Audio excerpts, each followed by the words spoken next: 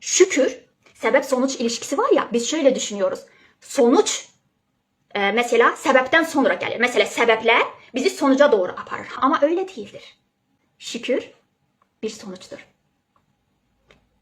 Sonucu kendi hayatına getirip baş tacı edersense, Rabbim sebepleri de sana görünür edecek. %100 bundan emin ol.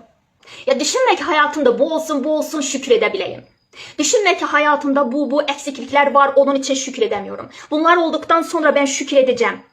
Şükre sonuç olarak bakma. Yani sebepler ona atarsın diye bakma. Önce şükrü sonuç olarak hayatının merkezine getir.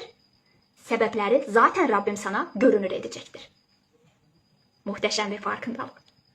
Onun için canlar, bu halin içinde olun ki bu şükrü tüm bedeninize, tüm duyu organlarınızdan yaşayın ki Rabbim size o sebepleri görünür etsin. Zaten sonsuz olasılıkların içindeyiz. Zaten Rabbim bize sayısız ihtimallerin içinde var etmiştir bizi.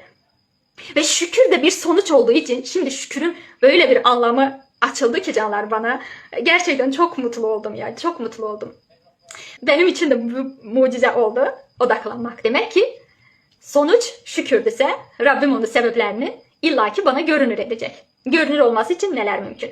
Ama burada ne kadar bakmaya niyetlisin? Ne kadar onu alıp kabul etmekte niyetlisin?